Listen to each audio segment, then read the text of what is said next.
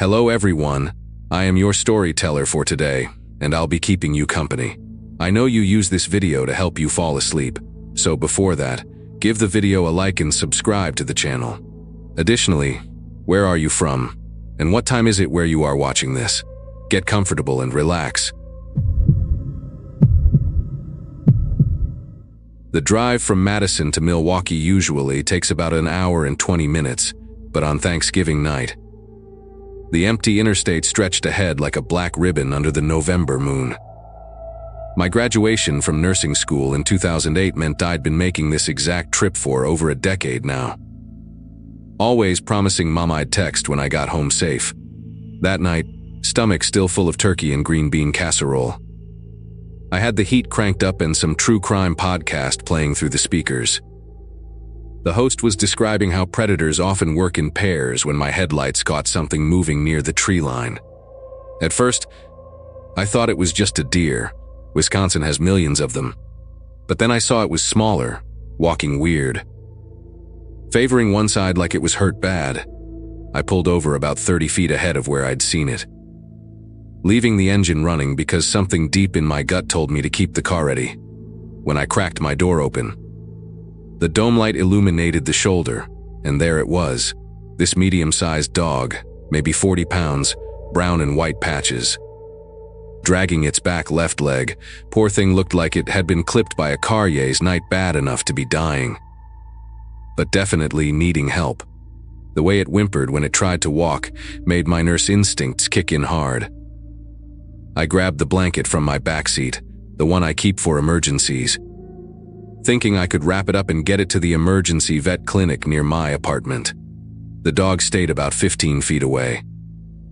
Not running but not coming closer either. Just standing there shaking in the cold Wisconsin air. That's when I heard the other car approaching behind me, which wasn't unusual, except it slowed down and stopped maybe 20 feet back. No headlights, though, which struck me as strange because the highway was dark as hell that night, just their parking lights glowing amber. I figured maybe they saw my hazards and thought I needed help. It happens all the time on these rural stretches. But then both doors opened at the exact same time, synchronized like they'd practiced it, and two people got out. In my side mirror, I could only make out their shapes against the faint light from their car interior before they shut the doors. One was definitely bigger, broader shoulders, and they both moved with this purposeful walk that made every alarm bell in my head start ringing. "Buster, there you are." "Buddy," the smaller one called out, his voice carrying clear in the still night air. But something about the tone was all wrong. Too rehearsed, like reading from a script. The dog didn't react at all, didn't turn its head, didn't wag its tail, nothing. It just kept looking at me with those pain-filled eyes. The bigger one started making kissing sounds. The kind you'd make to call your pet, but he was walking toward my car, not toward the dog. My hand was still on the door handle. Half in and half out of the driver's seat, when the smaller one said something that made my whole body go rigid. "Ma'am, could you help us grab him? He doesn't trust strangers, but if you are already out of your car." The dog was between us and them. But neither of them was looking at it. They were both looking at me. Every self-bensify class I'd ever taken, every warning my dad had drilled into me since I was 16, it all crystallized in that moment. I yanked my leg back into the car so fast I knocked my knee against the steering column, slammed the door, and hit the lock button. The bigger one broke into a run the second my door closed, and I mean a full sprint, covering the distance to my car in seconds. His fist hit my window hard enough that I thought it might crack, and his face pressed against the glass, mouth moving, saying something I couldn't hear over my own screaming. My transmission was still in park, and my fingers felt thick and clumsy as I fumbled for the gear shift. The smaller one had circled around to the passenger side, trying the handle, then pounding on that window too. And between their bodies blocking my mirrors, I couldn't see anything behind me to reverse safely. The dog just stood there through all of this. Hadn't moved an inch despite the chaos, and that detail hit me even through my panic. A real, Injured dog would have bolted or at least reacted to people running and yelling. I threw the car in drive instead of reverse, flooring it forward, tires squealing on the asphalt. In my rearview mirror, illuminated red by my taillights, I saw them running back to their car, and that's when I noticed they'd left both doors open the whole time. Ready for a quick pursuit. My speedometer hit 80 before I even realized it, taking the curves of that dark highway way too fast. But I didn't slow down until I saw the lights of a gas station about 3 miles ahead. My phone was in the cup holder, and I grabbed it at a red light, calling 911 with fingers that wouldn't stop trembling. The operator kept me on the line while I pulled into the gas station, parking right in front of the doors where the cameras and lights were. I gave her the mile marker, described the car as best I could: dark sedan, maybe a Chrysler or Dodis, no front plate that I could see. The two people, one about 6 feet, heavy build, wearing what looked like a baseball cap, the other shorter, thinner, both in dark clothes. While I was talking, a highway patrol officer arrived at the gas station, apparently already in the area. And he took my full statement right there in the parking lot. He radioed for another unit to check that stretch of highway, then looked me straight in the eye and said something that made me want to throw up. "You did the right thing driving off. We've had 2 reports this month of a similar setup. Same area. Fake injured animal near the forest." What really got me was when he asked about the dog's behavior, nodding when I described how it didn't react to them calling it or to the commotion. "Probably trained for this," he said, explaining that some people teach dogs to limp on command, reward them for staying still no matter what's happening around them. The thought of someone taking what could have been a sweet family pet and turning it into bait for God knows what made me sick. Another officer called in about 20 minutes later. Said they'd found fresh tire marks where I'd described, but no sign of the car or the dog. They increased patrols in that area 4 weeks afterward, but as far as I know, they never caught them. The officer gave me his card, told me to call if I remembered anything else or if I felt unsafe, and suggested I vary my routes home for a while. I didn't sleep that night or the next 3 nights, actually. Just kept replaying every second in my mind, the way they moved in perfect coordination. How the smaller one's voice had this fake, concerned quality, like someone who'd practiced the line too many times. I started researching similar incidents online and found a rabbit hole of forum posts from truckers and late-night drivers across the Midwest. Same pattern in Illinois, Iowa, Minnesota. Always rural highways, always between 10 p.m. and 2 a.m. Always targeting women driving alone. Some posts describe different bait scenarios. A person flagging for help whose partner hides in the ditch. Abandoned baby carriers on the shoulder that are empty when you get close, even fake accident scenes. The consensus was that these operations usually involve human trafficking rings targeting isolated victims on empty stretches where screams won't be heard and witnesses are non-existent. My mom called the next morning, casual as always, asking if I'd gotten home safe like she always did after family dinners. I couldn't bring myself to tell her what happened, just said, "Yes, traffic was light. Everything was fine." But I've told pretty much everyone else, especially women who drive alone. Because that's the thing that haunts me most. If I hadn't kept my engine running, if I'd walked those extra 15 feet toward that dog, if I'd been just a little more trusting or a little less paranoid, I would have been another missing person case. They would have found my car on the side of the highway, door open, hazards still blinking, and no trace of where I'd gone. My family would have spent the rest of their lives wondering what happened between Madison and Milwaukee on a cold Thanksgiving night. The detective who followed up a week later told me something that explained why they probably chose that specific spot. The forest there connects to a maze of old logging roads, unmapped paths that led deep into the wilderness where nobody goes in winter, perfect for moving vehicles unseen. For transferring victims, for making people disappear. He also mentioned that the timing wasn't random. Holiday nights when police are dealing with drunk drivers and domestic calls, when response times to rural areas are slowest. These people had clearly done their homework, studied patterns, and knew exactly when and where to set their trap. The fake limp was probably practiced hundreds of times. The dog conditioned with treats and praise until it could hold that injured pose, no matter what chaos erupted around it. I still drive that route to visit my parents. Though now I take the longer way through town after dark, adding 20 minutes but buying peace of mind. Sometimes I wonder about that dog, whether it was stolen from someone's yard, purchased from a sketchy breeder, or raised from birth for this specific purpose. I wonder if those two people are still out there, maybe in another state now, setting up on some other dark highway with their well-trained decoy. But mostly, I think about the women who might have stopped before me, the ones who didn't keep their engines running, who trusted their compassion over their instincts, the ones whose families are still searching, still hoping, still checking their phones for a text that says, "Made it home safe."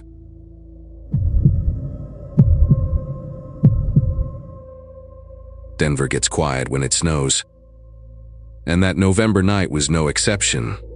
As I walked Cooper through the empty streets near my apartment, my boots crunched against the fresh powder, while Cooper, my golden retriever mix, pulled against his leash.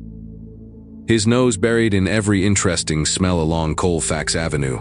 I'd moved into the second floor unit 6 months earlier, right after signing the divorce papers that officially made me single again at 29. The building was one of those converted Victorians from the 1920s, complete with rattling radiators and floors that announced every footstep. But Cooper and I had made it home. That night started like any other. I'd gotten back from my warehouse shift around 9 o'clock. Found Cooper doing his desperate bathroom dance by the door and bundled up for our usual evening routine. The temperature had dropped below freezing, and thick snowflakes drifted down steadily, muffling the few sounds of passing cars and turning Denver into something from a snow globe. We made our way past the dumpsters behind the building, Cooper taking his time despite my constant shivering. And I remember noticing how untouched everything looked, like nature had thrown a white blanket over the whole neighborhood. After Cooper finished marking his usual spots, we circled back to the front entrance, passing the old fire escape that clung to the side of our building like a skeleton.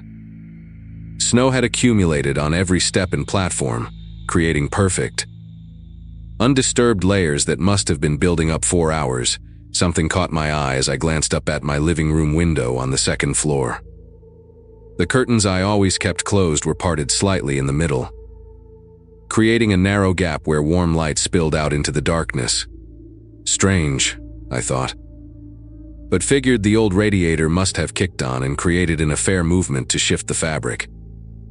Cooper raced up the interior stair well ahead of me, leaving wet paw prints on the threadbare carpet while I trudged behind him, feeling every hour of my shift in my lower back. As we approached apartment to be, I could hear my television through the door. But something was different about the sound. I distinctly remembered leaving it on ESPN for the Lakers game, but now I was hearing what sounded like a weather report, Tiknon droning meteorologist voice talking about storm systems and weekend forecasts. I unlocked the door, and Cooper burst inside, immediately heading for his water bowl in the kitchen. While I stood in the doorway staring at the television, the local news was on, showing some reporters standing in the snow downtown, but I knew for certain I'd been watching basketball before we left. The remote sat on the coffee table exactly where I'd left it, and for a second, I wondered if maybe the cable had glitched or the game had ended early. I kicked off my wet boots, hung Cooper's leash on the hook, and walked over to grab the remote, switching back to ESPN, where the game was still going. Fourth quarter with 5 minutes left. My apartment wasn't much, just a basic one, base hoed with a living room that opened to a tiny kitchen, but I'd gotten used to every sound it made. Every way the floorboards creaked, and something felt different that night. The air seemed warmer than it should have been, like the heat had been running longer than the 20 minutes we'd been gone, and there was this smell I couldn't quite place. Something like wet wool mixed with stale cigarette smoke. Cooper had finished drinking and was now sniffing around near the coat closet by the front door. His tail low and his body tense in that way dogs get when they sense something is wrong. I walked over to pull him away, figuring maybe a mouse had gotten in through the walls again, when I heard it. A cough. Not loud, kind of muffled and quick. Like someone trying to hold it in, and it came from inside the closet.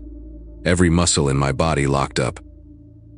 That primitive freeze response when your brain realizes danger before you fully process what's happening. Cooper started growling. This low rumble I'd never heard from him before, his fur standing up along his spine as he faced the closet door. The blood was pounding so hard in my ears, I could barely think straight.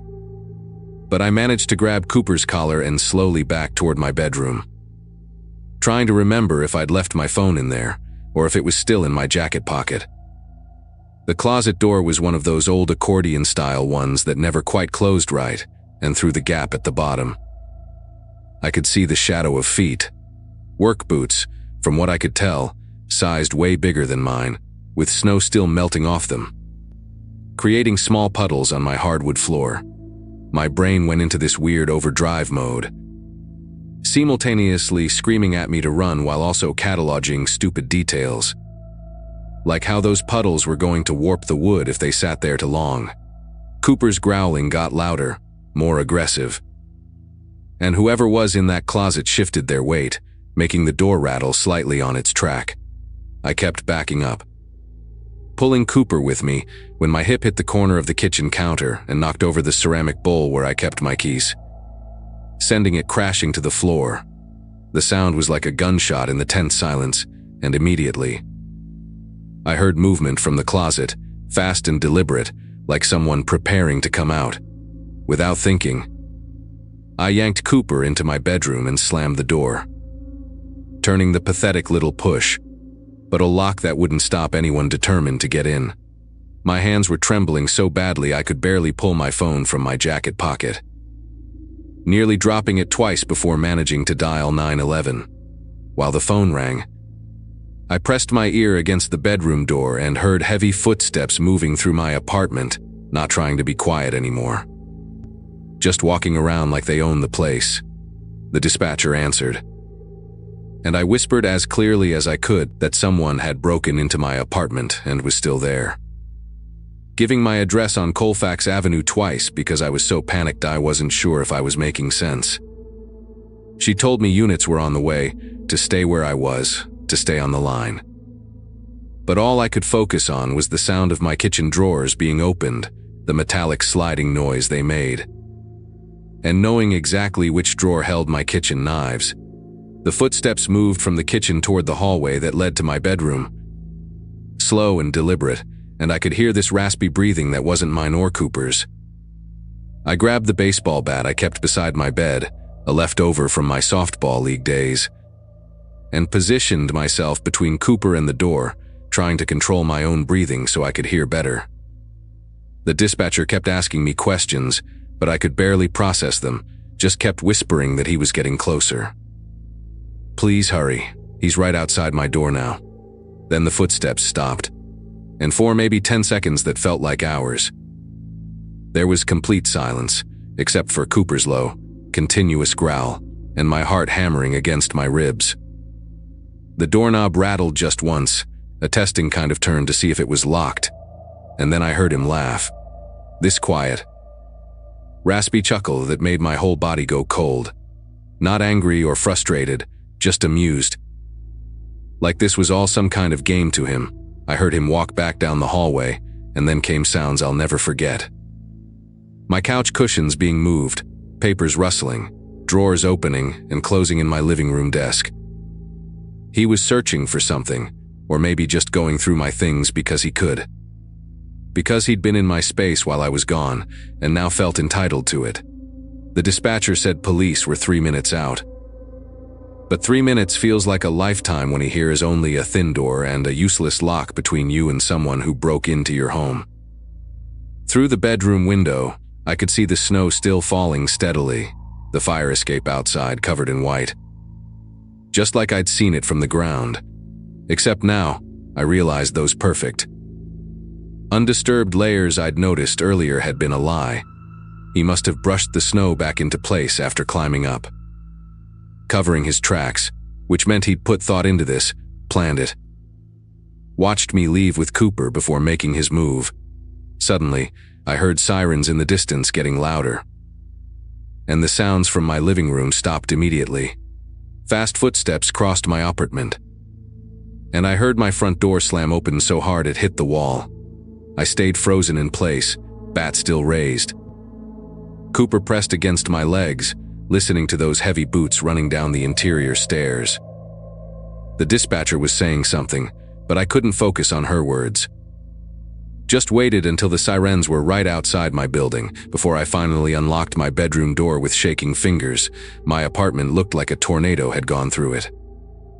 Every drawer pulled out, cushions thrown around, papers scattered across the floor. The closet door hung open, and inside, I could see where he'd pushed aside my coats to hide, the hangers still swaying slightly. There were wet boot prints everywhere. Leading from the window to the closet, then throughout my apartment, and finally out the front door that still stood wide open. Two cops showed up first, both younger guys who seemed almost as nervous as I was. Followed by an older detective who took one look at the scene and immediately called for the crime scene unit. They found where he jimmied my living room window from the fire escape. The lock completely broken, wood splintered around the frame. The detective, a woman named Reeves who had this calming way of talking, explained that there had been a string of similar break-ins in the neighborhood. Always during snowstorms when footprints would be covered quickly. Always targeting second, for apartments with fire escape access. What made me different, she said, was that I'd come home while he was still there. The others had been out 4 hours. Returning to find their places ransacked, they collected fingerprints from the window frame and closet door. Took photos of the boot prints before they dried completely, and had me walk through to see if anything was missing. My laptop was still there, my television, even the cash I'd left on my dresser, which made everything worse somehow. Knowing he wasn't after my things but something else, maybe just the thrill of being in someone else's space. Detective Reeves found something I hadn't noticed in my panic, a half-Dax-eaten sandwich on my kitchen counter, made with my bread. Maideki, my mustard, with a bite taken out of it like he'd been having a casual lunch. Next to it was an open beer from my fridge, mostly empty, condensation still beating on the bottle. The violation of it hit me harder than the ransacked drawers. This person had made themselves at home, eaten my food, drank my beer, probably sat on my couch and watched my television while I was walking Cooper in the snow. She bagged everything for evidence and mentioned they'd found similar scenes at other break-ins. The intruder always helping himself to food. Always leaving that signature half-eaten meal behind like some kind of calling card. Cooper hadn't left my side since the police arrived. Pressing against my legs whenever anyone moved too suddenly, and I knew he'd sensed the danger before I had. Tried to warn me with his body language that something was wrong with that closet. They caught him 5 days later. Trying the same thing 3 blocks away at another Victorian conversion. The homeowner had installed a security camera after hearing about the break-ins, and it caught him clear as day climbing the fire escape during another snowstorm. Gregory Watts was his name.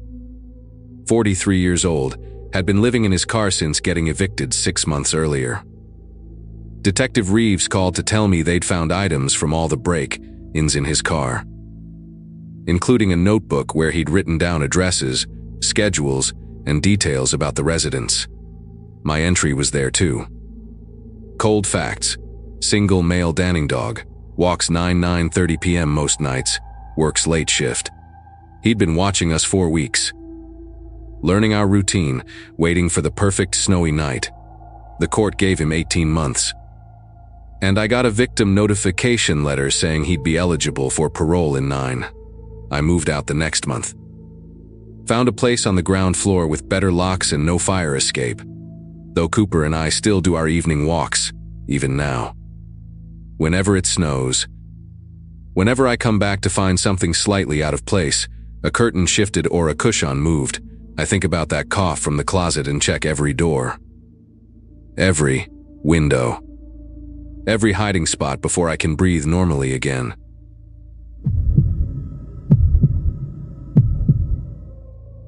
The week after Halloween always feels strange in our neighborhood.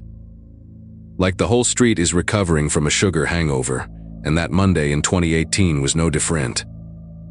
I'd just gotten my daughter, Chloe, to bed around 8:30. Which was a miracle considering she was still wired from all the leftover candy I'd stupidly let her have after dinner. Being 33 with a 6-year-old meant most of my evenings looked exactly like this one: kitchen cleanup, lunch prep for tomorrow, and, if I was lucky, maybe 45 minutes of whatever show I was binging before passing out on the couch. We lived in this little ranch-style house just outside Jefferson City. Nothing fancy, but it had a good school district and a big backyard where Chloe could play. The divorce had been finalized that spring, and honestly, those first few months of just the two of us had been harder than I'd expected, but by November, we'd found our rhythm. Around 9:30, right as I was folding the last of Chloe's school uniforms, the doorbell rang. Now, nobody ever came to our door that late on a Monday. Especially not in early November when it got dark by 6 o'clock and the temperature dropped into the 40s. Through the peephole, I could see the figures in dark hoodies standing on my porch, both probably teenagers from their height and build. Though I couldn't make out their faces with the hoods up, they were whispering to each other and giggling. That nervous kind of laugh kids do when they're pulling a prank. I figured they were doing some late trick, or treating dare, or maybe had lost a bet with their friends. Without opening the door, I flicked the porch light on and off twice. My universal signal for nobody's buying what you are selling, and watched through the side window as they looked at each other. Laughed harder, then jogged down my driveway and disappeared into the darkness of the street. I went back to the laundry. But something kept nagging at me about the whole thing. Maybe it was how they'd stood there, not quite right. Like when you see someone in a play trying hard to act natural. The taller one had kept his head tilted down the entire time. And the shorter one's giggle had this weird rhythm to it, almost mechanical, like he was forcing it out at regular intervals. But I brushed it off because, honestly, teenagers are weird, and after teaching 3rd grade for 5 years before having Chloe, I'd seen kids do stranger things for attention. I made myself a cup of chamomile tea. Checked that the front door was locked, twice, actually, and settled into the living room with my laptop to finish some lesson plans for my online tutoring students. 10 minutes later, I heard it. A soft tapping on glass, deliberate and spaced out perfectly. Tap, tap, tap, pause were. Tap, tap, tap, pause. The sound was coming from the back of the house, from the sliding glass door that opened onto our deck. My whole body went rigid in that awful way where you want to move but can't quite get your muscles to cooperate. The tapping continued, patient and steady, and I could picture someone standing out there in the darkness of my backyard. Knuckles against the glass, waiting. The motion sensor light back there had been broken since September. I'd been meaning to fix it but kept putting it off. So whoever was out there was doing this in complete darkness. I grabbed my phone and crept toward the kitchen, staying low, keeping away from the direct line of sight to that glass door. From where I crouched behind the kitchen island, I could barely make out a shape through the glass door. Just a dark silhouette against the slightly lighter darkness of the yard beyond. It wasn't moving, just standing there. One arm raised like it was about to knock again. The figure seemed taller than I remembered either of those kids being. But maybe it was just the angle, or maybe one was standing on my deck furniture. I dialed 911 but didn't hit call yet. What would I even say? That someone knocked on my door and now they're in my backyard. The tapping started again. But this time it was different, lower on the door, like whoever was out there had knelt down or bent over. Then I heard something that made my chest tighten, the subtle rattle of the door handle being tested, gentle at first. Then a bit more insistent when it didn't budge. My phone screen lit up my face in the darkness. And I swear the silhouette outside shifted. Like it had noticed the glow, I held my breath and watched as the shape moved sideways along the glass, disappearing from view. And for maybe 20 seconds, there was nothing, just the hum of the refrigerator and my own heartbeat pounding in my ears.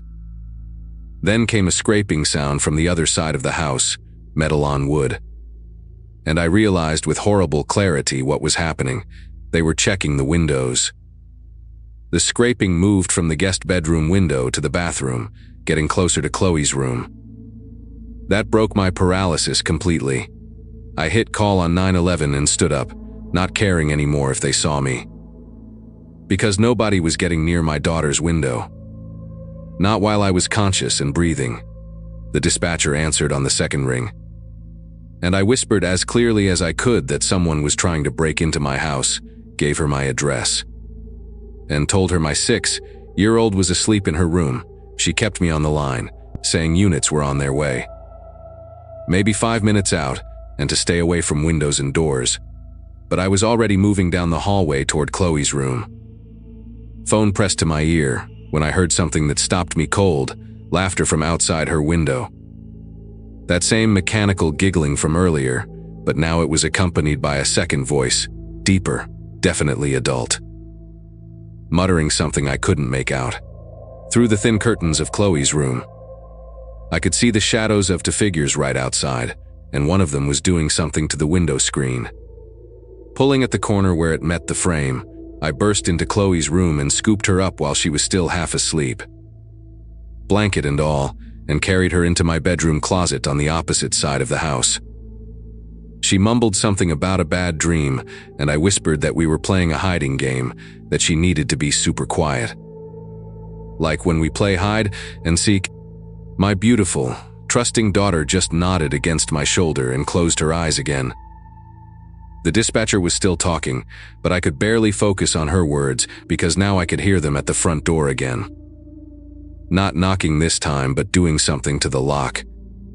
A metallic scratching sound that went on for what felt like hours, but was probably only 30 seconds. Then, suddenly, silence. Complete, total silence. Even the dispatcher seemed to sense it because she stopped asking questions and just said, "Officers are 2 minutes out. Stay where you are." We sat in that closet, Chloe breathing softly against my neck. Me trying not to hyperventilate, surrounded by the smell of my winter coats and old shoes. Then I heard something that, to this day, makes me nauseous when I think about it. Footsteps on the roof.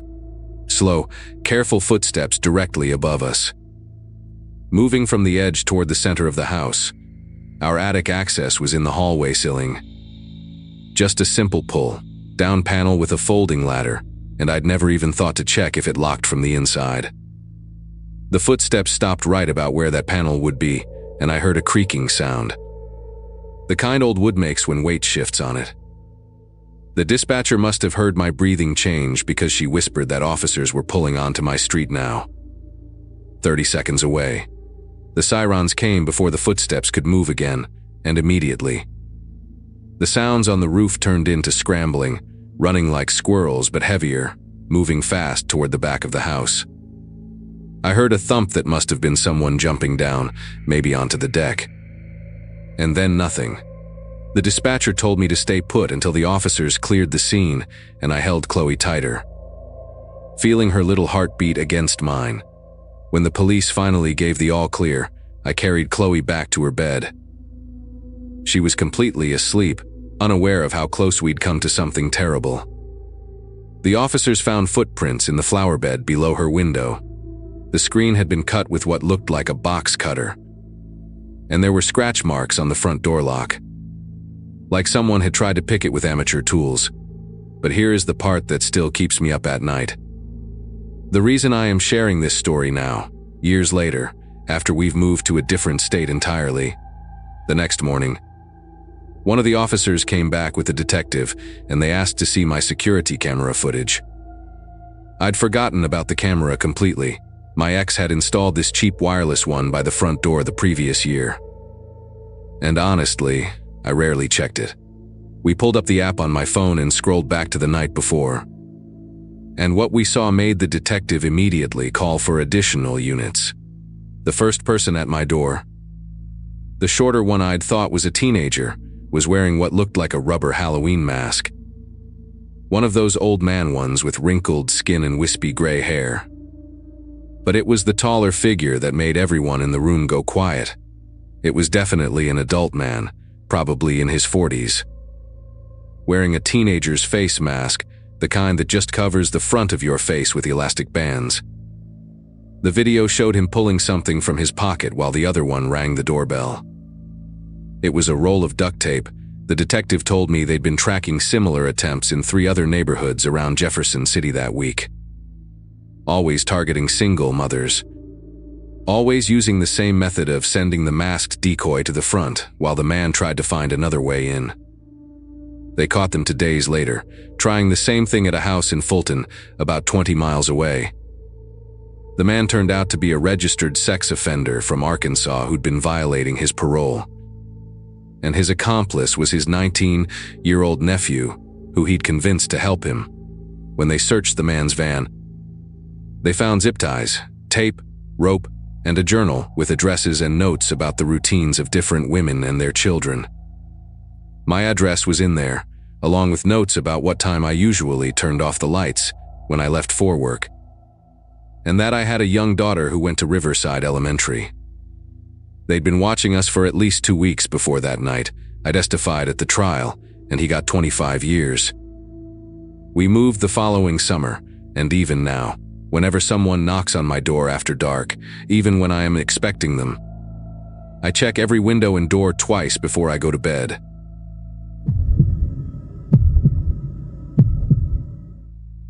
November always felt heavy in our town. Like the air itself was tired from holding up all that gray sky. I'd just turned 17 that September. The same week I got my learner's permit, and everything about that fall felt like waiting for something to start.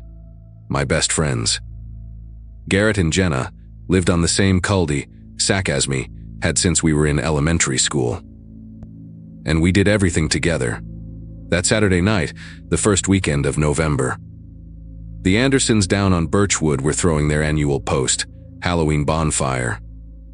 The one where everyone brought their leftover candy and Mr. Anderson told the same ghost stories he'd been telling since we were kids. We went every year, mostly for the tradition now. Watching the younger kids jump at the scary parts while we roasted marshmallows and talked about college applications. The fire was dying down around 11 o'clock when we decided to walk home, taking the long way through the neighborhood because none of us wanted the night to end yet. The streets were empty except for a few porch lights and the occasional jack-o'-lantern still glowing on someone's steps. Most of them already soft and caving in on themselves. Garrett was doing his terrible impression of Mr. Anderson's voice, making Jenna laugh so hard she had to stop walking, and I remember thinking how perfect everything felt. How these were the moments I'd miss next year when we were all at different schools. We were about 4 blocks from the bonfire when I noticed the van for the first time. This dingy white panel van with rust eating through the wheel wells, crawling along behind us, maybe 50 feet back. The weird thing was how it would slow down every time we passed under a street light. Like the driver was trying to get a better look at us. Then speed up slightly in the dark patches between. Garrett was still goofing around, hadn't noticed anything. But Jenna caught my eye, and I could tell she'd seen it too. Way her shoulders got tight, and she moved a little closer to us. I tried to keep my voice casual when I suggested we cut through the park, thinking maybe the van was just heading the same direction by coincidence. But when we turned on to Sycamore, the van turned too, keeping that same creepy distance. The engine made this low rumbling sound, not quite healthy, like something was loose under the hood. And I could hear it getting louder and softer as the driver played with the gas pedal.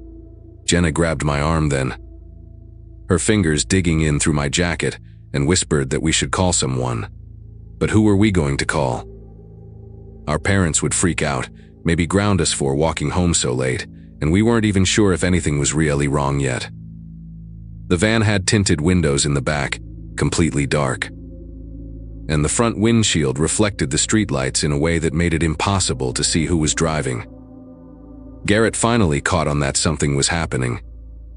Stopping his joking mid-sentence when he turned and saw the van rolling along behind us, no headlights on now.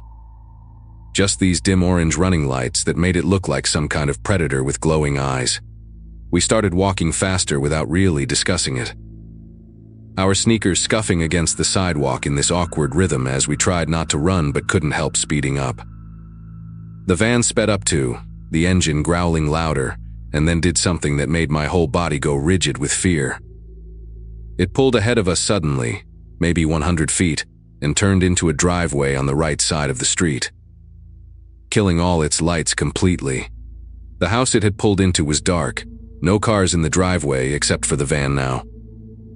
And I knew the family that lived there, the Carters, had gone to Florida for a week because their daughter was in my chemistry class and she'd been complaining about missing the bonfire. The van just sat there in the shadows next to their garage, engine ticking as it cooled. Waiting for us to walk past, we stopped dead in the middle of the sidewalk. The three of us breathing hard even though we hadn't been running yet. And I could hear Jenna's teeth chattering, even though it wasn't that cold. Garrett suggested we cross the street and go back the way we came, but before we could move, the van's reverse lights flashed on.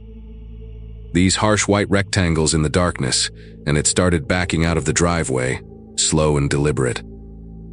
The driver had turned the engine back on but kept the headlights off, and the van was rolling backward down the street toward us, weaving slightly like the driver was watching us in the side mirror instead of looking where they were going.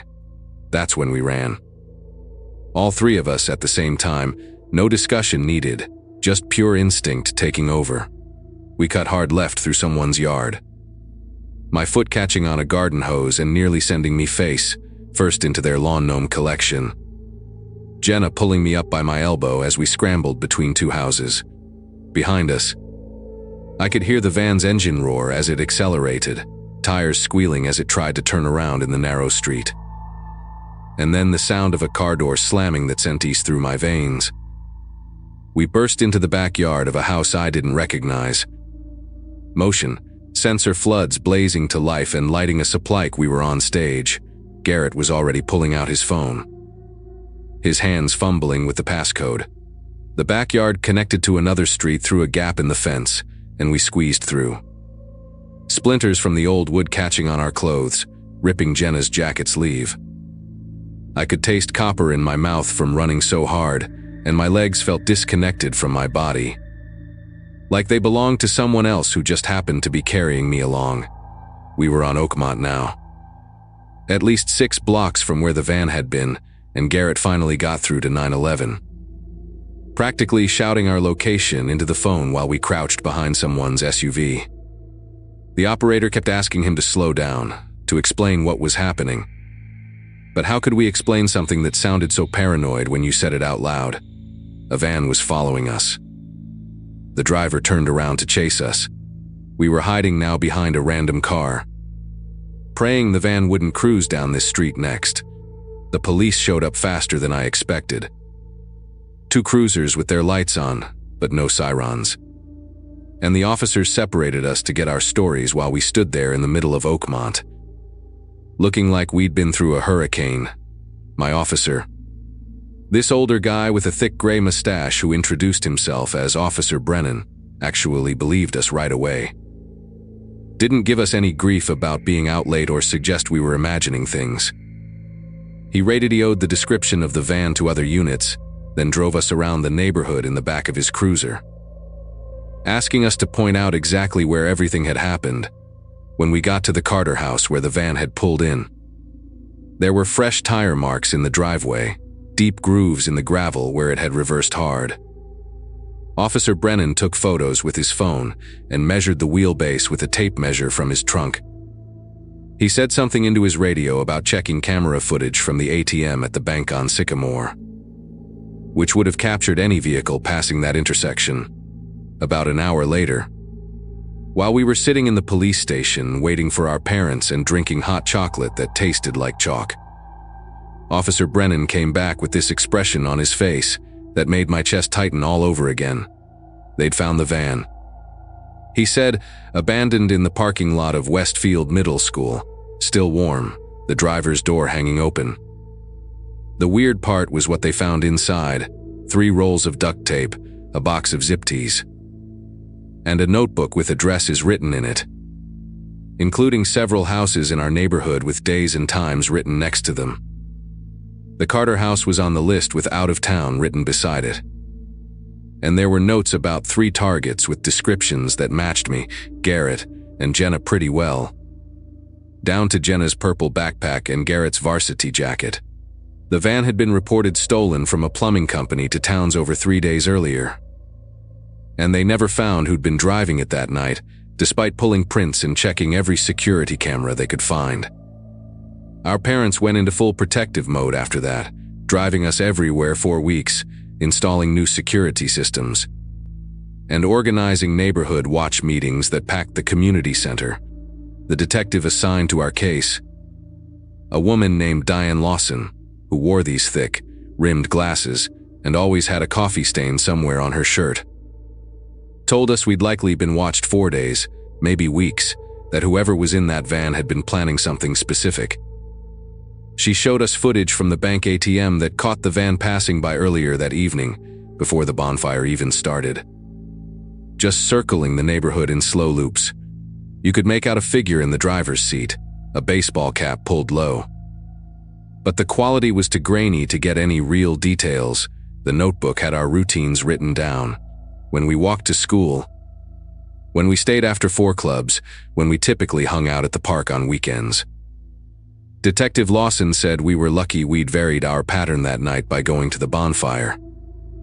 The middle school where they found the van had security cameras too, but whoever ditched it there knew exactly where the blind spots were. Parking in the one corner where 3 broken cameras created a perfect dead zone.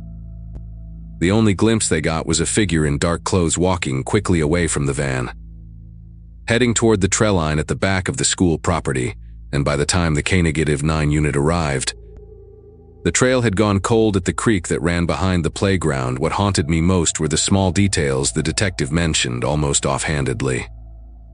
Fresh scratches on the inside of the van's rear doors, like someone had been testing the locks from inside. And a receipt from a hardware store dated that morning for the zip ties and tape, paid in cash at a store 40 miles away. Whoever it was had driven 40 miles just to buy those supplies where no one would recognize them, then driven back to hunt us. 4 weeks after that night, every white van made me stop breathing for a second. Every stranger who looked at us a beat too long made my skin prickle with that same fear. Jenna started carrying pepper spray and taking a different route home every day, never the same pattern twice. And Garrett's older brother started picking him up from school in his pickup truck, wouldn't let him walk anywhere alone. The police increased patrols in our neighborhood, and for about a month, there was always a cruiser parked near the school or doing slow loops through our streets.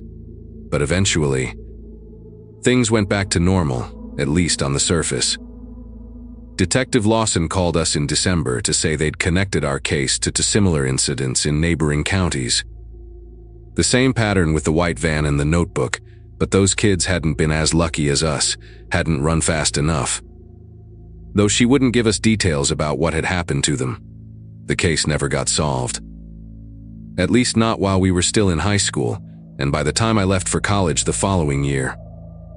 It had become just another unsolved mystery in the filing cabinets at the police station. Sometimes I Google it, looking for updates or similar cases, wondering if whoever was in that van that night ever got caught somewhere else.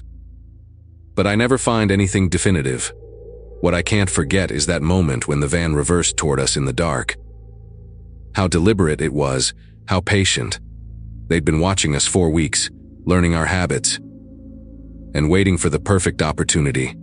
Jenna, Garrett, and I are still close, even though we're spread across different states now, and every November when we text each other around the anniversary, None of us mentions it directly, but we all know what we're really checking on, making sure we're all still okay, still here. Still running faster than whatever was chasing us that night.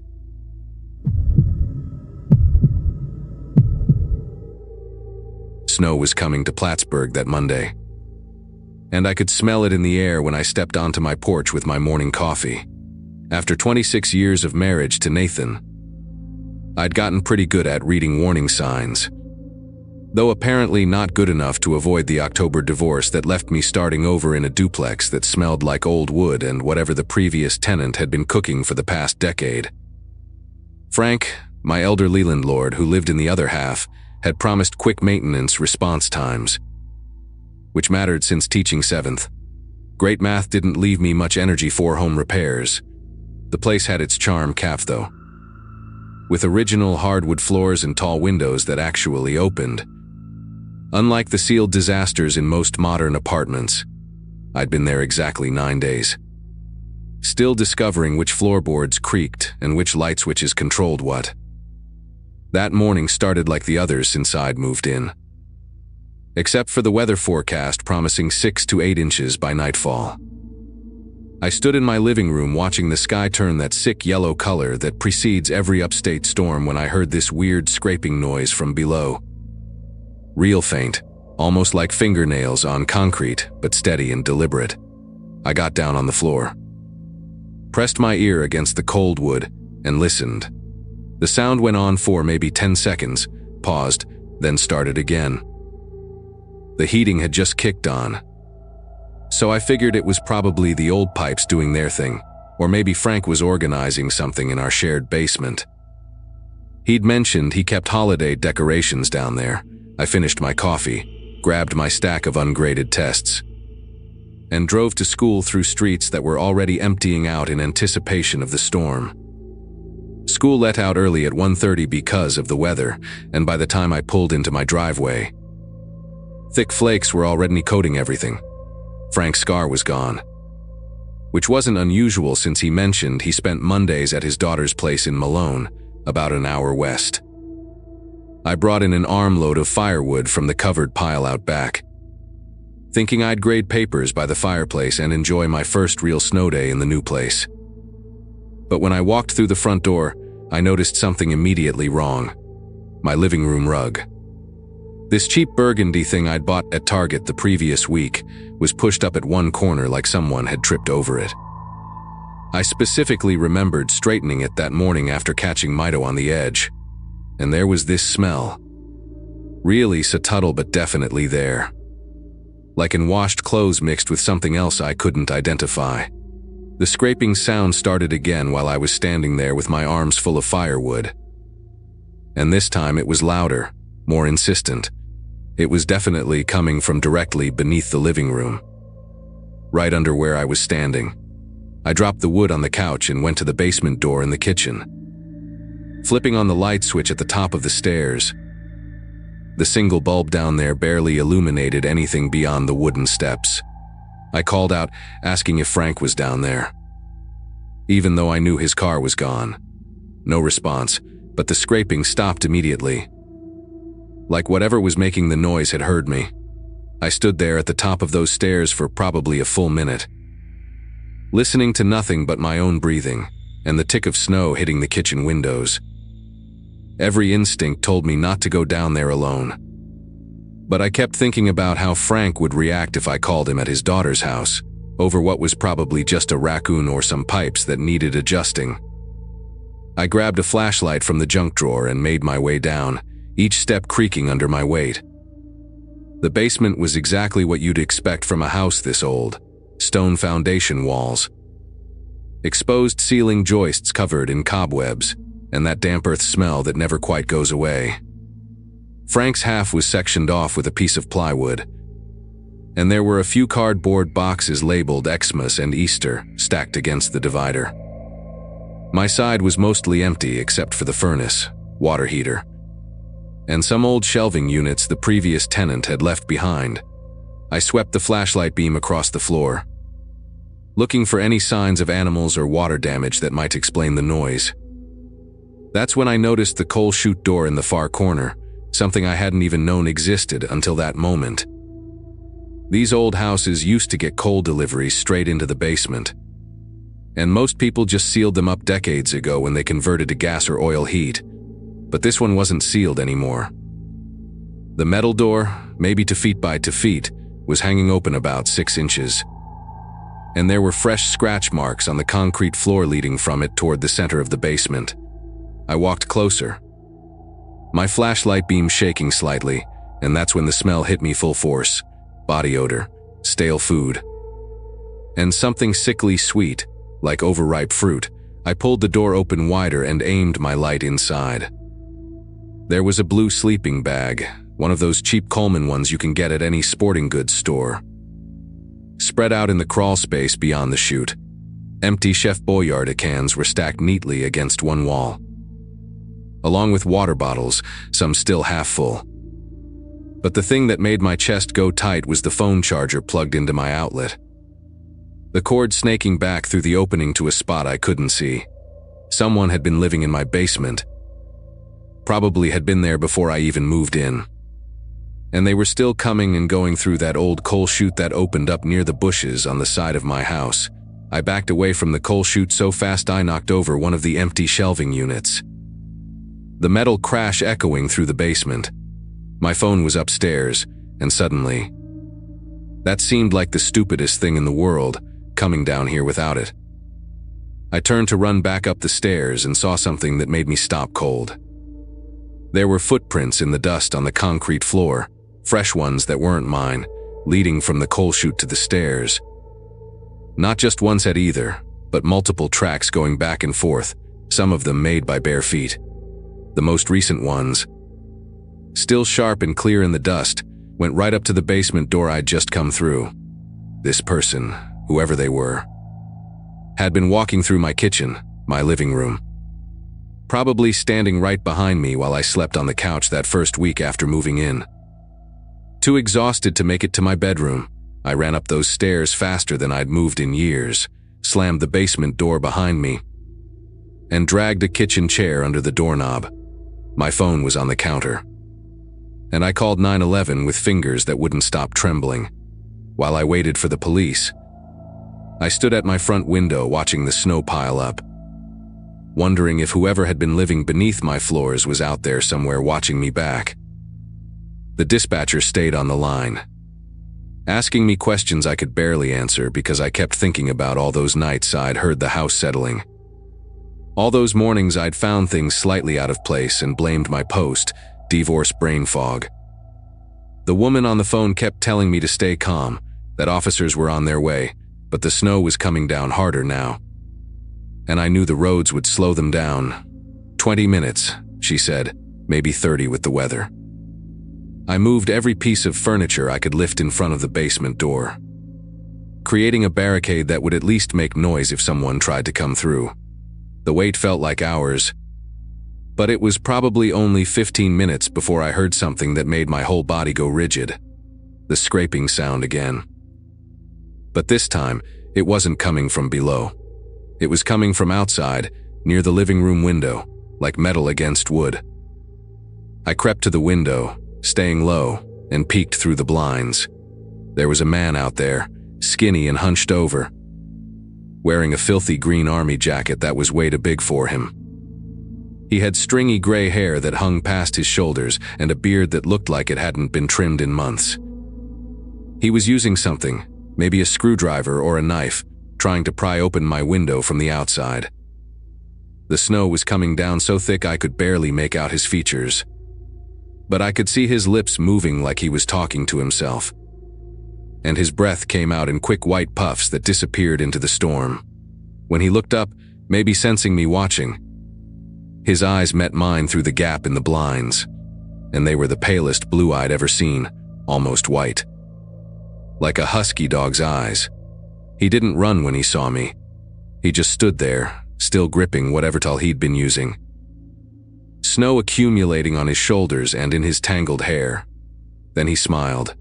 Not a normal smile, but something that showed too many teeth, yellowed and broken, and he pressed his face right up against the glass. I could see dirt caked under his fingernails as he tapped on the window, 3 soft knocks. Like he was visiting a friend. The dispatcher was asking what was happening, but I couldn't form words. The man outside tilted his head, studying me like I was something fascinating he discovered, and then he spoke. Loud enough for me to hear through the glass. He said my name, my actual first name, clear as day. Not yelling, not threatening. Just conversational, like we were old acquaintances. He knew who I was. He'd probably gone through my mail, my papers. Everything I'd thrown away since moving in. He knew my schedule, when I left for work, when I came home. He'd been living underneath me, learning me, and now, with the police still minutes away and the snow creating a white wall around my house, he wanted me to know that he knew. I screamed at him to get away, that the police were coming. And that seemed to amuse him because he actually laughed, this wet, rattling sound that I could hear even through the window. Then he held up something in his other hand, and it took me a second to realize what it was. My spare house key. The one I'd hidden under a decorative rock by the back door my second day there. He dangled it between his thumb and finger, making sure I could see it clearly through the falling snow, and then he walked away from the window, disappearing around the corner of the house. The dispatcher was practically yelling at me now, telling me to get to a room with a lock, to barricade myself in, but all I could think about was that he had a key. Had probably always had it, and every night I'd locked my doors thinking I was safe. He could have walked right in whenever he wanted. I ran to my bedroom, slammed the door, and shoved my dresser in front of it. The wood scraping across the floor just like the sound I'd been hearing from the basement. I could hear him now. The front door opening. Not forced, not broken. Just the normal sound of Eki turning in a lock, and the door swinging open on its hinges. His footsteps were slow and deliberate on the hard wood, and he was humming something I didn't recognize. The dispatcher said the police were 3 minutes out, maybe less, but I could hear him in my kitchen now, opening drawers, looking for something. Then the footsteps came toward the bedroom, and he knocked on the door, polite as could be, and asked if I wanted to talk about the rent. The rent. Like he owned the place, like I was the intruder. He said Frank had promised him he could stay, that they had an arrangement, that I wasn't supposed to be here yet. His voice was calm, reasonable even, which made it so much worse. He said he'd been waiting for the right time to introduce himself, that he didn't mean to scare me. That we could share the space if I wanted. The dresser shook as he tested the door, and I could see the wood starting to splinter near the lock. Then the sirens cut through everything, that beautiful wailing sound getting louder every second. The pressure on my bedroom door stopped immediately, and I heard his footsteps retreat fast across the living room. The front door slammed, and through my bedroom window. I watched him sprint through the snow toward the tree line behind the house. That oversized army jacket flapping behind him like wings. The police found me still barricaded in my bedroom, and it took 3 officers to convince me it was safe to move the dresser. They searched the basement, documented everything.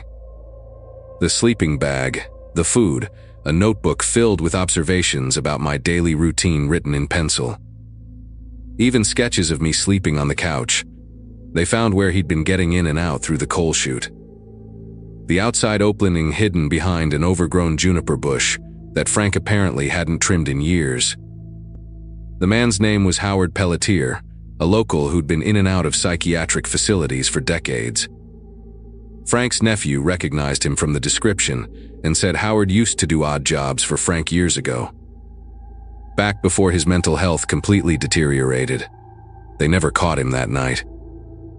The snow covered his tracks within an hour, and he knew those woods better than anyone. But they boarded up the coal chute, changed all my locks, and a patrol car sat outside my duplex for the next 3 nights. I moved out the following week. Stayed with my sister in Albany until I found a new place. This time a modern apartment on the 3rd floor with proper locks and a security system. Frank tried to keep my security deposit. Said I broke the lease, but I had a lawyer friend write him a letter that changed his mind real quick. I heard from another teacher months later that Howard turned up at a homeless shelter in Burlington when the weather got bad in January. The police arrested him there, and he went back to a psychiatric facility, though for how long? I never found out. I still teach at the same school, still grade papers in the evening. But now I live in a place where every sound has an explanation, where footsteps belong to neighbors I know by name. And where the only thing under my floor is another apartment with a young couple who play their music too loud on weekends. And that's fine by me.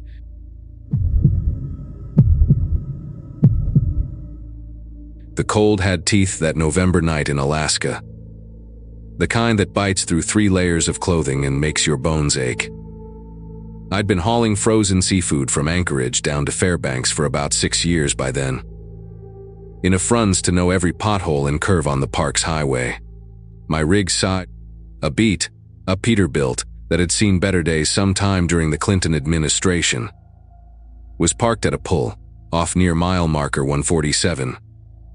One of those spots truckers use when the official rest areas are full or too far away. The heater was running on low. Just enough to keep the frost from forming inside the windshield, and I'd wedged myself into the sleeper cab with my usual setup. Sleeping bag rated 4-40, wool socks doubled up, and my phone charging on the little shelf I'd installed myself. Outside, the darkness was absolute. That special kind of black you only get when you are 50 miles from the nearest town, and the clouds are covering whatever stars might be brave enough to shine. I remember checking my watch right before falling asleep. One of those habits you develop when your life revolves around delivery schedules and hours of service regulations. The green digits showed 9:47 p.m., which meant I could get a solid 6 hours before I needed to start rolling again to make my morning drop off. The last thing I heard was the tick, tick, tick of the engine cooling down, metal contracting in the cold. A sound as familiar to me as my own heartbeat. Sleep came easy that night. The exhaustion of 14 hours on icy roads, pulling me under like quicksand. I'd parked here probably 30 times before. Always the same spot where the ground was level enough that I wouldn't wake up with a crick in my neck from sleeping at an angle. Other truckers knew about this place too, but tonight I was alone.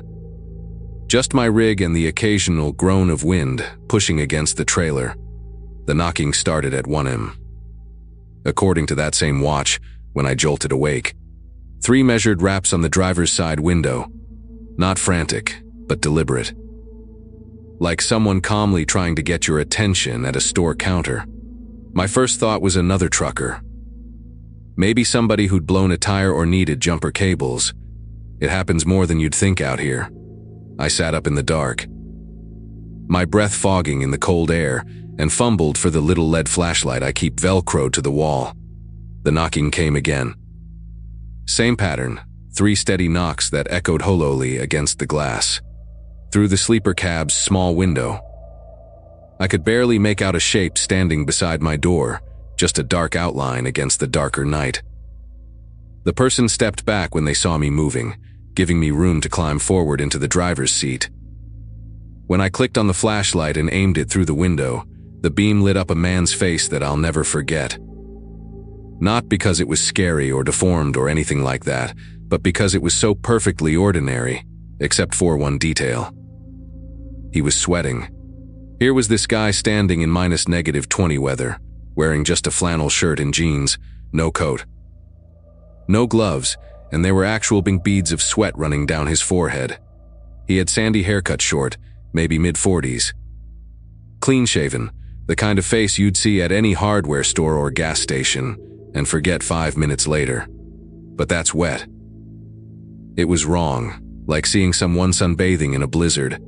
He smiled when the light hit him, raised his hand in a little wave, and mouthed something I couldn't hear through the glass. I cracked the window maybe 2 inches, keeping my hand on the gear shift out of habit, ready to fire up the engine if needed. "Hey there, friend," he said. And his voice was steady, casual, like we were meeting at a barbecue instead of a frozen pull off in the middle of nowhere.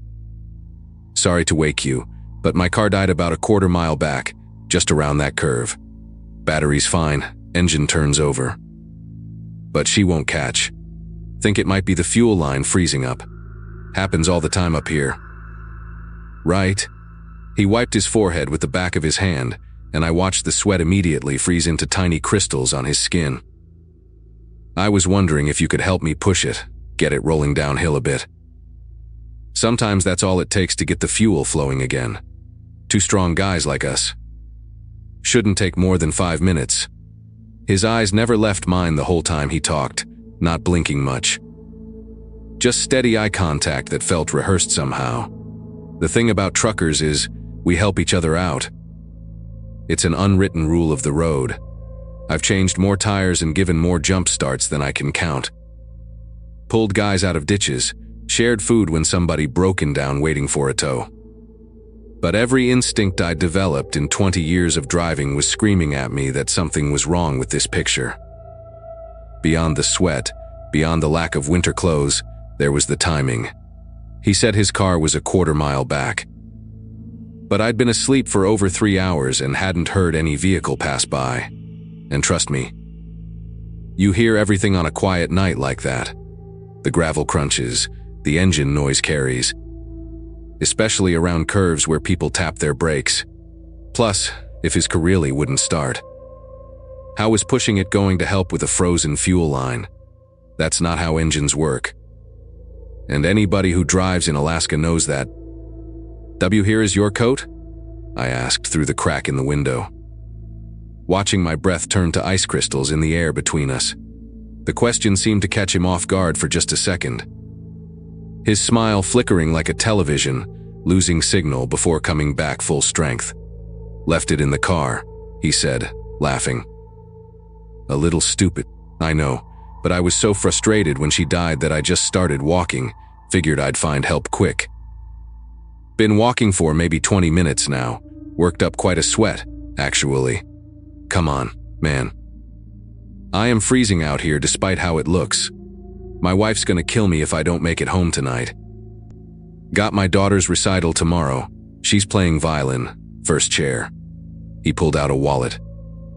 Started showing me a photo through the window, but in the dark with just my flashlight.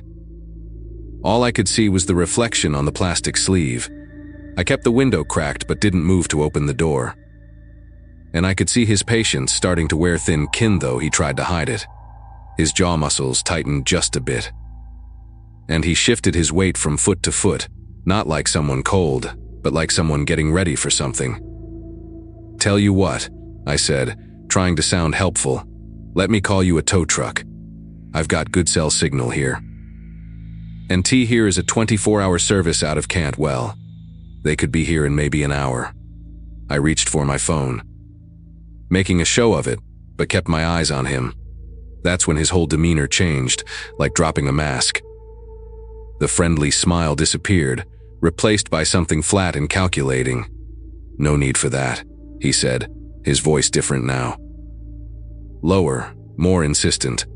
"Just need you to step out for 5 minutes. Your truck will be fine, I promise. Just need some help pushing, that's all." That's when I saw it. Just a glimpse in my side mirror, movement behind my trailer. Maybe 30 feet back. Another person, trying to stay in the shadows, moving slowly along the passenger side of my rig. The man at my window must have seen my eyes flick to the mirror because he immediately knocked harder, trying to get my attention back. "Hey, come on, buddy. Don't leave me hanging here. Alaska rules, right? We help each other out." His hand went to his pocket, and I didn't wait to see what he was reaching for. I cranked the engine, and the Peterbilt roared to life, diesel smoke billowing black in the cold air. The man jumped back from the door. And in my passenger mirror, I saw the second person sprint away from my truck, heading for the treline. I slammed the truck into gear and hit the air release, the brakes hissing like angry snakes. The man was shouting something now. But I couldn't hear it over the engine noise, didn't want to hear it. As I pulled out, my headlights swept across the pull-off. And that's when I saw their vehicle, tucked behind a cluster of spruce trees where I hadn't noticed it before. A dark pickup truck with the engine running, exhaust visible in the cold, a third person sitting in the driver's seat. No broken down car, no mechanical trouble. Just 3 people who'd been waiting in the dark for someone to stop. I gunned it onto the highway. Checking my mirrors constantly for the next 10 miles, my heart hammering so hard I could feel it in my throat. My CB radio was crackling with static, and with shaking fingers, I switched to channel 19, the truckers' channel. To warn anyone else who might be heading that way.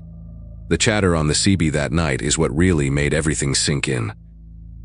About 40 minutes after I'd gotten back on the road, still jumpy at every set of headlights in my mirrors, I heard another driver, handle was Kodiak Bear, talking about something that happened at the Broad Pass rest area. Maybe 15 miles from where I'd been parked. A driver had stopped to use the facilities. Left his rig running like we all do in winter to keep the diesel from gelling. He came back to find 2 men inside his cab. They'd beaten him pretty badly when he tried to stop them. Left him on the ground with a concussion and broken ribs while they took off with his truck and $50,000 worth of electronics he'd been hauling to Fairbanks. The state troopers found the truck 6 hours later, abandoned and stripped clean off a logging road. Grizzly Bear said the driver was lucky to be alive, that the temperature had dropped to -30 that night. And if another trucker hadn't found him 20 minutes later, he would have frozen to death right there in that rest area parking lot. I made my delivery in Fairbanks the next morning, but barely slept for the next 3 nights. Kept seeing that sweating face at my window every time I closed my eyes. I filed a report with the troopers. Described everything I could remember, but they said without a license plate or a better description of the vehicle. There wasn't much they could do. The officer I talked to, a woman who'd been working the highways for 15 years, told me I'd probably saved my own life by trusting my instincts. She said these kinds of setups were getting more common. Groups targeting long-haul truckers because we often carry valuable cargo and always have diesel fuel, which sells well on the black market. The sweat on that man's face still bothers me when I think about it. And I finally figured out why he was sweating in that cold. Adrenaline, pure and simple. He was pumped up for violence.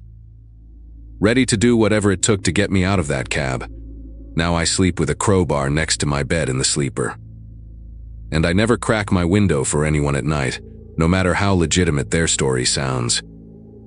That pull, off at mile marker 147, is still there, but I never stop at it anymore. I'd rather drive an extra hour tired than park in that particular darkness again.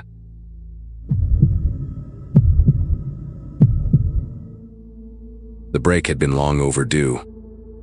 Weeks of back-to-back meetings, constant messages, and the kind of exhaustion that makes every day blur together had started to eat away at me.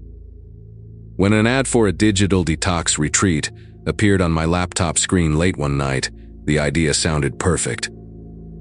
A quiet lodge tucked somewhere in the Oregon countryside, no screens, no distractions, just time to recharge.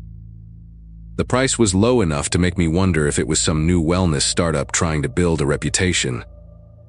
But I booked it anyway. I needed silence more than I needed logic. The drive there took most of a gray November afternoon. The roads grew narrower and lonelier the farther I went, the trees swallowing what little sunlight there was. The sign for Airvale Lodge looked almost handmade, nailed to a crooked wooden post by the side of the road. When I finally pulled into the gravel lot, my phone had no signal. I took it as a good sign. A forced break from everything. The main building looked rustic. A wide porch lined with mismatched rocking chairs and a carved wooden door that groaned when it opened. A woman in a beige uniform greeted me inside. Her voice was gentle but rehearsed, every word precise. She asked for my name, then reached out her hand and said they'd be holding on to all electronic devices for the duration of the program. Before I could protest, another staff member appeared with a tray lined with numbered envelopes. My phone went into one, sealed with a sticker that read, "Serenity requires surrender." They gave me a cotton uniform and a nama tag, my own name printed in bold black letters. "Participants blend better that way," the woman said with a kind of warmth that didn't invite questions. Dinner that night felt strange. Everyone wore the same pale clothes, moving quietly around the long wooden tables. No one seemed to know each other. But they acted like they did, smiling, nodding, and serving food in synchronized rhythm. The staff stood along the walls, watching, never eating. When I tried to make small talk with the woman sitting beside me, she simply said, "It's easier if you let go of words." I laughed awkwardly, thinking it was part of the retreat's minimalist philosophy. But something about her expression stayed with me through the night. The next morning began with a bell that rang through the halls at dawn. Everyone lined up in the courtyard like students waiting for roll call. The air smelled like pine and damp soil, and the mist hung low between the trees surrounding the property. A man who introduced himself only as Guide Thomas gave a short speech about releasing digital toxins and rediscovering natural rhythm. His tone was calm, but every sentence carried the kind of certainty that made me uneasy. When I asked how long the program lasted, he smiled without answering. "You will know when it ends," he said, as if it were something obvious. The day unfolded with scheduled silence and strange rituals. We had to walk in single file along forest trails, pause at marked stones, and write affirmations on paper that were later burned in a communal fire pit. Meals were timed to the minute. Every clock in the lodge showed the same hour, even though the sunlight shifted throughout the day. When I asked another participant how long she'd been there, she looked around before whispering. I stopped counting after the third sunrise. Her eyes darted to the nearest staff member, then she smiled tightly. Like she regretted saying it by the afternoon, the sense of calm that the staff tried to impose had started to crack. I noticed people pacing near the windows or staring too long at the locked gate beyond the main courtyard. I decided to test it myself during a meditation session when everyone's eyes were closed. The gravel path leading to the exit was longer than it looked, and my steps sounded louder than they should have. When I reached the gate, a heavy chain was looped through its bars. A padlock the size of my hand hung in the middle. Through the metal, I could see the empty road stretching into the trees. No cars, no signs of movement. Only silence so deep it felt staged. That evening, I went to the front desk and asked for my phone. The receptionist, a young man with perfect posture and a voice to calm, checked a list behind the counter. "You signed the agreement," he said, not even looking at me. "You are here until the program ends?" I asked again, louder this time. And he repeated the same line word forward, as if rehearsed. A couple of staff members appeared behind him, blocking the hallway. Their faces were blank, but their stance wasn't. That was the moment I realized no one here was simply following wellness routines. They were following orders. That night, I barely slept. The lodge walls seemed thinner, the quiet heavier. From my room window, I could see the courtyard dimly lit by lanterns, shadows moving in slow, deliberate patterns. Around midnight, a low hum echoed through the trees. Not an engine or generator, but a rhythmic pulse that grew louder every few seconds. When I opened my door to listen, two staff members were standing at the end of the hallway, facing me. Neither spoke, but one raised a finger to his lips, motioning for silence. I shut the door and pressed my back against it, my heart pounding in my chest. The following morning, the woman I'd spoken to at dinner was gone. Her bed was neatly made, her nama tag missing from the wall hook. When I asked one of the cleaners where she'd gone, she replied, "She completed her process." That phrase circulated throughout the day like a chant, whispered during meals, murmured by staff. Written on the whiteboard in the hall, "Completion is peace." By then, I understood that no one here was trying to rest or heal. They were being reshaped into something obedient. I decided to escape that night. During the final group meditation, I hid one of the metal utensils from the dining table under my sleeve. When the lights dimmed, I slipped out through a service corridor that smelled of bleach and wetwood. The kitchen door opened to the back of the property, near the same gate I'd tried before. Using the fork, I wedged the chain loose enough to slip it free of the latch. My fingers were raw, the sound of metal scraping, metal slicing through the still air. For a second, I thought I heard footsteps behind me, but I didn't look back. I just ran. The road beyond the gate stretched into the forest. No lights, no signs, just endless darkness. I walked for what felt like hours until a delivery truck appeared in the distance. The driver, an older man with tired eyes, slowed down when he saw me. I told him I'd been hiking and got lost. He didn't ask questions. When I reached the nearest town, I went straight to the police. They said there was no record of a place called Airvale Lodge anywhere in the county, and no retreat registered under that name. I have searched for it online since then, and the website that first drew me in no longer exists. I still have the NAMA tag they gave me, plain white plastic, my name printed in black letters. Sometimes I catch myself staring at it, trying to remember the faces of the people still inside those walls. I never saw them again, but sometimes late at night, I hear that same low hum from the woods behind my apartment.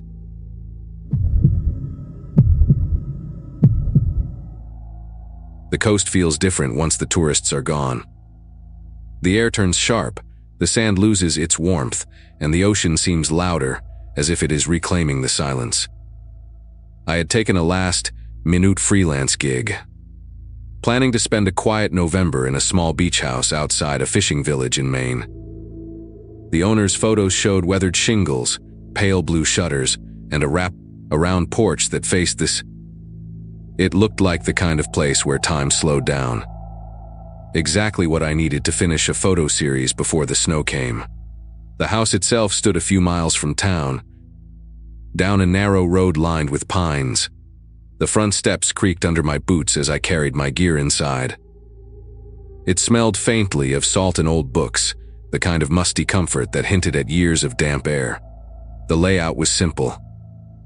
Kitchen and living room downstairs, to bedrooms on the main floor, and a staircase that ended at a locked door labeled storage only.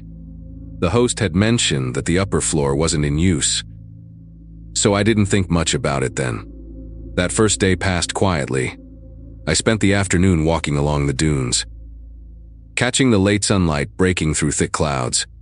When night came, the wind began to howl through the cracks in the window frames. The house groaned and shifted with every gust. But there was something peaceful about it. I made tea, edited a few photos, and fell asleep on the couch with the faint hiss of the ocean outside the window. Sometime in the middle of the night, a sound woke me. It was steady and rhythmic, not the wind, not the surf. Footsteps, light but deliberate, pacing directly above me. I sat up, the couch springs creaking beneath me, and listened. The steps moved slowly from one end of the ceiling to the other, then stopped. My brain tried to rationalize it. Maybe pipes. Maybe the house settling. But then a faint tune drifted through the air. Music, something old and scratchy, like a record playing from another room. I turned off the lamp and held my breath, trying to locate the source of the sound. The melody had a strange quality, a waltz maybe, though the notes seemed warped and distant, like it was being played from behind thick walls. I checked the time. It was close to 3 in the morning. I finally grabbed my flashlight and climbed the stairs, each step making the old boards groan under my weight. When I reached the door, the music stopped. The silence that followed felt heavier than the dark around me. I tried the handle. It did not budge, locked from the inside. I knocked softly, half expecting someone to answer, half hoping no one would. Nothing. My pulse hammered in my ears as I pressed my ear to the wood. Faint shuffling, a drag of movement like someone turning in place. Then a single thump against the door. I stumbled back, nearly losing my balance on the steps. For a moment, I stood there frozen in disbelief, trying to make sense of what I had just heard. Eventually, I forced myself back downstairs, locked my bedroom door, and waited for daylight. The morning light made everything seem harmless again. I tried to laugh it off, telling myself I had probably been dreaming. Still, curiosity got the better of me. I walked around the outside of the house, camera in hand, tracing the roofline. The upper 4 windows were there all right, 3 of them boarded up. Paint peeling away in uneven strips. No lights, no movement, just the wind rattling the loose boards. I snapped a few photos, more out of habit than intention, and went back inside to make coffee. When I messaged the host, I kept it polite. I asked if anyone might have been doing maintenance upstairs, mentioning the music. The reply came quickly. The house doesn't have an upstairs anymore. It was destroyed in a fire years ago. I stared at the screen, rereading it. I could still hear the footsteps in my head, the pattern of them deliberate and human. I wanted to argue, to ask for proof. But something about the certainty in their message stopped me. Instead, I typed a short thank you and set the phone face down on the counter. That evening, I avoided going near the stairs. I cooked dinner with the radio on, just to drown out the creaks of the house. Around midnight, the wind picked up again. Carrying the smell of seaweed and smoke through a gap in the window frame, I sat in the living room, scrolling through my camera roll when something caught my attention. One of the exterior shots I had taken that morning. In the reflection of an upstairs window, behind the warped glass, there was a faint outline of a person. The shape was blurred, but there was no mistaking it. Someone had been standing there, watching. Sleep was impossible after that. I kept the lights on and stayed by the window until dawn. The next morning, I decided to check the attic space from the outside again. The boards over the windows looked undisturbed. But when I touched the edges, flakes of charcoal rubbed off on my fingers. Beneath the wood, the smell of burnt plaster seeped out, faint but distinct. I followed the scent around the back of the house and found a small hatch hidden under the eaves, sealed with rusted nails. It looked like no one had touched it in years. I packed my things that afternoon, told the host I had a family emergency, and left before the sky darkened. As I drove away, I glanced once in the rearview mirror. The upstairs windows were still boarded. But for a moment, I could swear one of the boards shifted slightly, just enough for a sliver of darkness to peer through. I didn't stop to look again. I reached the main road and kept driving until the ocean was only a whisper behind me. Weeks later, when I developed the last roll of film, one photo came out that I didn't remember taking. It was the interior of a narrow hallway. Wood-paneled, scorched at the edges, and at the far end, a gramophone stood in perfect condition, the needle resting on a spinning record. I still do not know how it appeared among my shots, but I boxed up that film and never touched it again. Sometimes, when the wind is high, I can still hear that same warped waltz playing in my head.